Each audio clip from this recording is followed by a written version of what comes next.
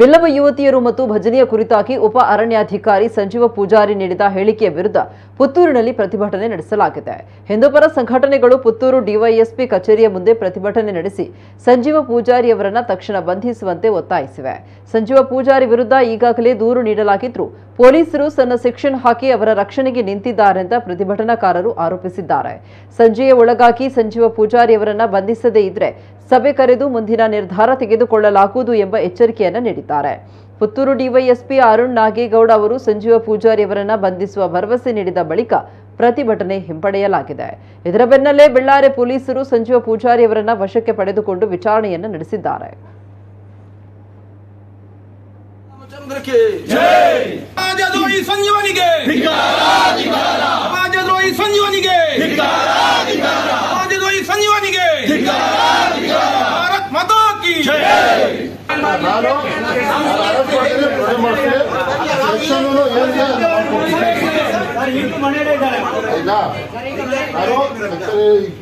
Local ನಾನು ಕಳಿಸಿದ್ದಾನು ಎಲ್ಲ ಕ್ರೈಮಿನಲ್ ಇದೆ. ಒಂದು ನಿಮಿಷ ಹೇಳ್ತೀನಿ, ಎಲ್ಲ ಜಿಲ್ಲೆಯಲ್ಲಿ ಮೀಟಿಂಗ್ ಇರ್ತಿದೆ, ಅಪರಾಧ ಸಭೆ ಎಲ್ಲ ಹೋಗಿ ಬರೆದ ಕಳಿಸಿ ಸ್ವಲ್ಪ ಸಂಜೆ ಅರೆಸ್ಟ್ ಮಾಡಿ ಕೊಟ್ಟಿದ್ದೀವಿ.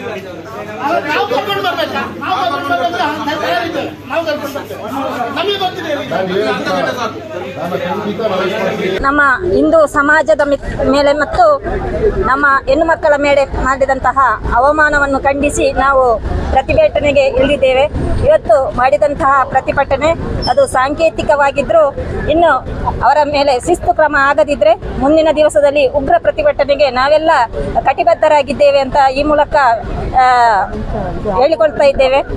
ಮುಂದಿನ ಕಾನೂನು ಹೋರಾಟ ಯಾವ ರೀತಿ ಅಂದರೆ ಅವನನ್ನು ಬಂಧಿಸಿ ಅವನಿಗೆ ಶಿಕ್ಷೆ ಆಗಬೇಕು. ಆ ಒಂದು ಕಾರ್ಯವನ್ನು ಈ ಪ್ರತಿಭಟನೆಯ ಮೂಲಕ ಅವರಿಗೆ ಪೊಲೀಸ್ ಇಲಾಖೆಗೆ ಎಚ್ಚರಿಕೆಯನ್ನು ನೀಡ್ತಾ ಇದ್ದೇವೆ.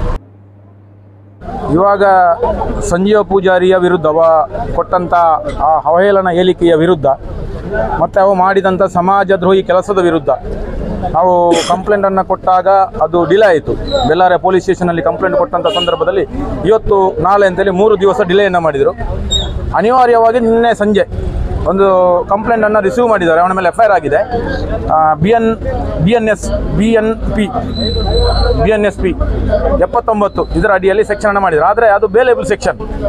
ನಮ್ಮ ಆಗ್ರಹ ಇರುವಂಥದ್ದು ಅವನನ್ನು ಬಂಧನ ಮಾಡಬೇಕು. ನಾನ್ ಬೇಲೇಬಲ್ ಸೆಕ್ಷನ್, ಅದಕ್ಕೆ ಸೆಕ್ಷನ್ 74 ಮತ್ತು 76 ಮಹಿಳೆಯರ ಒಂದು ಅವರ ಚಾರಿತ್ರ್ಯ ವಿರುದ್ಧ ಮಾತಾಡಿದ ಕಾರಣ ಅದಕ್ಕೆ ಅದರದ್ದೇ ಸೆಕ್ಷನ್ಗಳು ಬರ್ತದೆ. ಮತ್ತು ಸಮಾಜದಲ್ಲಿ ಜನಾಂಗೀಯ ನಿಂದನೆ, ಹಿಂದೂಗಳ ಮಧ್ಯೆ ವಿಭಜನೆಯನ್ನು ಮಾಡಿ ಗಲಭೆಯನ್ನು ಎಪ್ಪಿಸುವಂಥ ಒಂದು ಹೇಳಿಕೆ ಕೂಡ ಅದರಲ್ಲಿ ಬರ್ತದೆ. ಅದನ್ನು ಮಾಡಬೇಕು ಅಂತ ನಮ್ಮ ಆಗ್ರಹ ಇತ್ತು. ಅದನ್ನು ಮಾಡಿಲ್ಲ. ಅದಕ್ಕೋಸ್ಕರ ನಾವು ಇವತ್ತು ಅವನನ್ನು ಬಂಧನ ಮಾಡಬೇಕು ಎನ್ನುವಂಥ ದೃಷ್ಟಿಯಿಂದ ಇವತ್ತು ಎಲ್ಲ ಪರಿವಾರ ಸಂಘಟನೆ, ಹಿಂದೂ ಜಾಗರಣ ವೇದಿಕೆ ಒಟ್ಟು ಸೇರಿ DSP ಕಚೇರಿಗೆ ಮುತ್ತಿಗೆಯನ್ನು ಹಾಕಿ ನಾವು ಪ್ರತಿಭಟನೆಯನ್ನು ಮಾಡಿದ್ದೇವೆ.